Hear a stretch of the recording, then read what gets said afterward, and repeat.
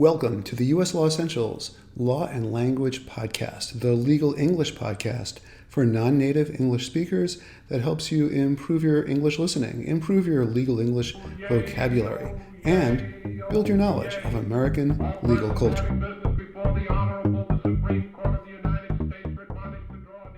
Hi, and welcome to the U.S. Law Essentials Law and Language Podcast. I'm Daniel Edelson. And I'm Stephen Horowitz.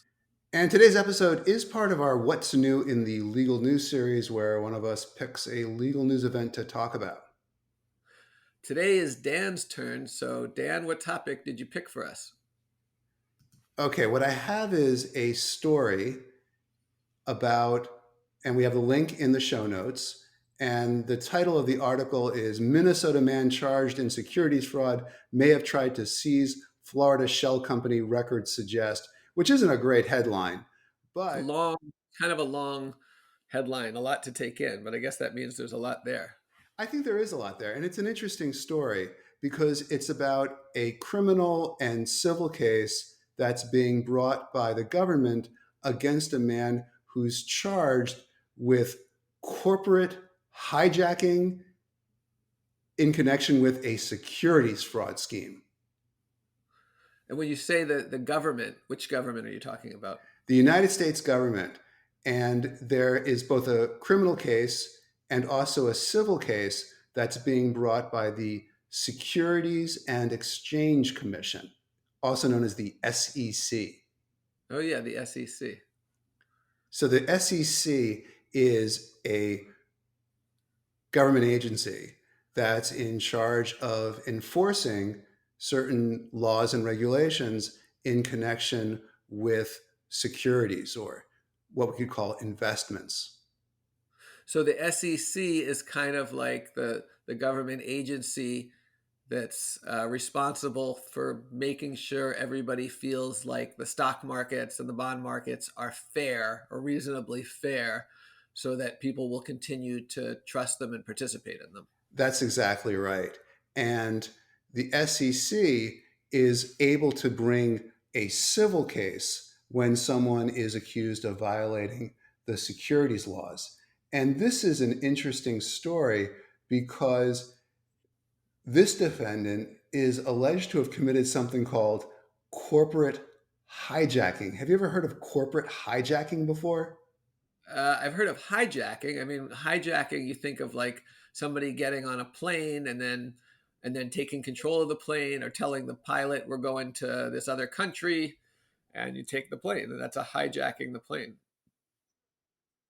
But this is corporate hijacking, and it's kind of like identity theft, where someone pretends to be someone else and then acts on their behalf, and they could take money out of the person's bank account.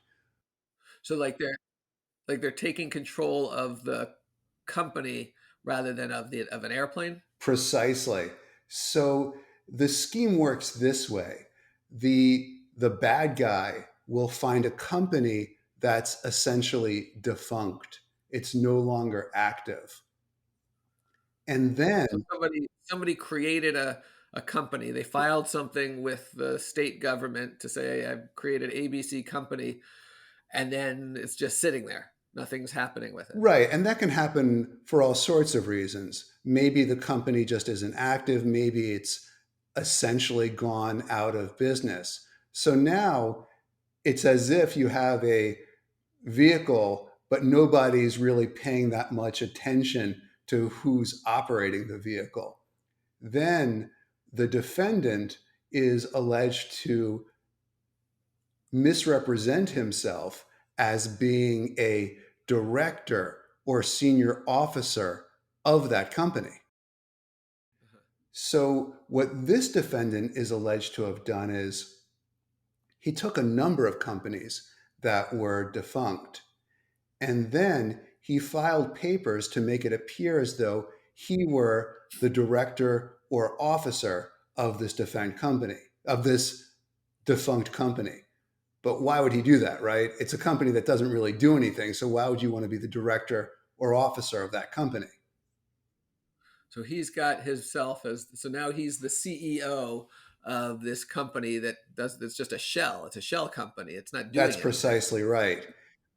but he's made himself the CEO, which would seem to be, what's the point? Right. So what is the point? Well, what he's alleged to have done is orchestrated a pump and dump scheme. Pump and dump.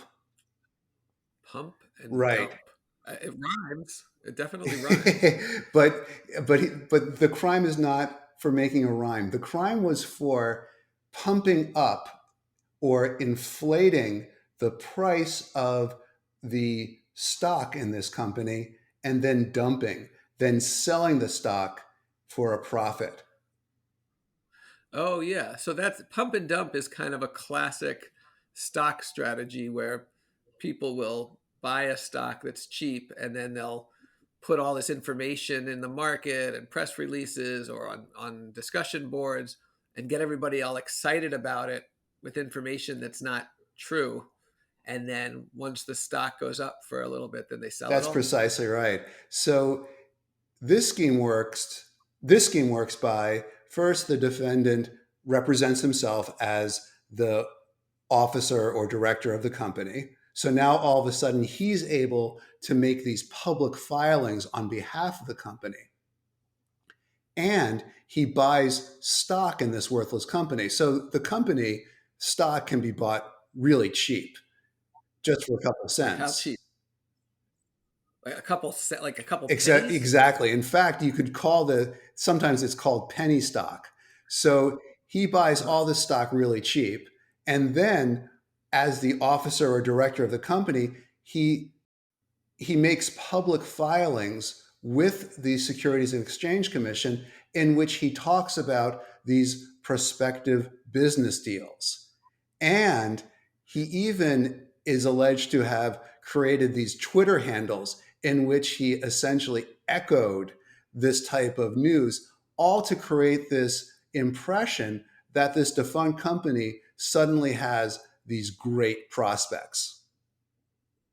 So there was a point in him making himself the CEO of the company and the director of the company because then he that gave him access to the SEC's system where he can put information through that and it somehow comes out as a little bit more legitimate or trustworthy. Absolutely. So now it appears that this company has great news about its business prospects. This guy's already bought a lot of stocks nice and cheaply. And according to the allegations in the complaint, when the stock price was inflated, he was able to sell it at a profit. But the accusation is that all of this news was simply false. There were no business prospects for the company. He was just simply trying to create this excitement in this market so he could sell these stocks at a profit, thereby defrauding the other investors.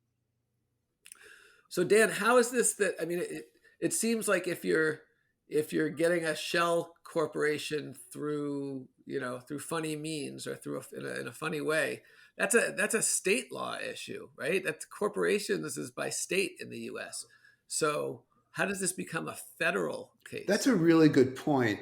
And it's an interesting way to look at the interplay between state and federal law in the US. So corporations are formed under state law. So in certain cases, this guy had to essentially resurrect the company under state law. So he would file something with the local state authorities to get this company reinstated.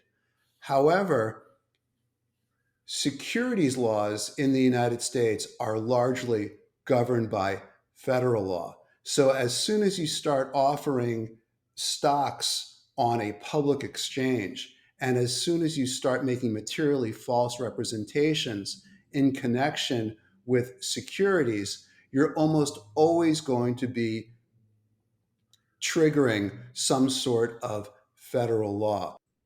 Oh wow. And then there's a civil case and there's a criminal case, That's huh? right. And that happens a lot in the US where the underlying conduct can subject somebody to both a criminal enforcement action and a civil enforcement. And so the government can be essentially a plaintiff in the civil case suing somebody for some type of fraud. And of course, after that happens, you could have people privately suing in connection with the same underlying actions. So when the SEC is filing the civil case, they're trying to get money back from this guy Mark Right. Miller. One thing they can do is they can try to disgorge all of his unlawful profits. So disgorge. That's Yeah, good. that's a fun word to say. Because like when Yeah. you gorge, you're overeating, right? Right. So what is disgorge? Disgorge, and I love saying that word, is where the government takes back all of these unlawfully gained profits. So you gotta give your money back. Yeah, it feels like there's something when you disgorge something, there's like something big that's stuck in something else even bigger, and you have to like pry it out. Like you have to work really hard to get it out, and then you've got it, and it's no longer part of the Right. other I thing. remember when I took the bar exam, there was a corporations question, and I was so happy that I was able to write the word disgorge, and I could just hear it echoing in my brain as I was writing it. Yeah, I think I was near you because I heard somebody giggling, and I that must hope have I been didn't you. mess up your bar. Your bar. No, I passed. It was all good. Everything was The okay. other It thing that worked the out. SEC can do is try to get injunctive relief. Injunctive relief? That sounds like a disease. Yeah, maybe it's something that you get after you get disgorged. But the injunctive relief here would be an order from a court that would prohibit him from serving as a director or an officer for a public company. Is an injunction the same as injunctive relief? Are those synonyms? And an injunction, that's different than a conjunction. A conjunction is like and, but, and or, right? I suppose you're the grammar expert. In an Yeah. injunction, the government will either require you to do something or restrain you from doing something. So an injunction could be something like where, your neighbor's playing their music too loud, and so the government prohibits them from playing music too loud after a certain time of night.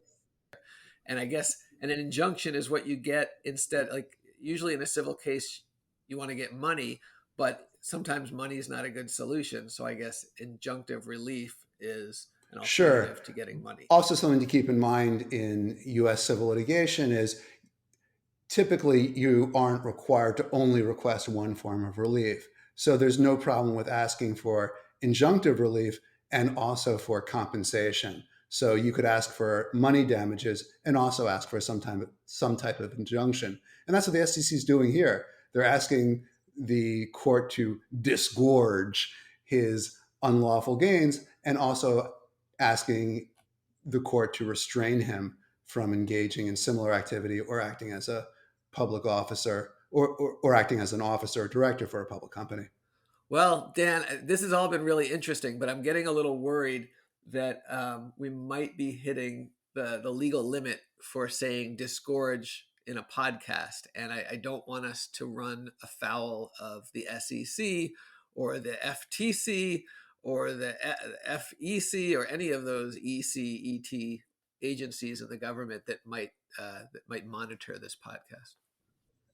Well, I understand, but we can always tell them that this is a disgorgeous podcast. Uh-oh, I think I hear the sirens coming. Okay. Well, thanks very much for talking with me, Yeah, Steve. thanks, Dan. This is a really interesting and intriguing topic. And thank you very much for listening to the U.S. Law Essentials Law and Language Podcast. Please check the show notes for links to the government's criminal action and also the SEC's civil action in connection with this case. Of course, there's also a link to the article that we discussed.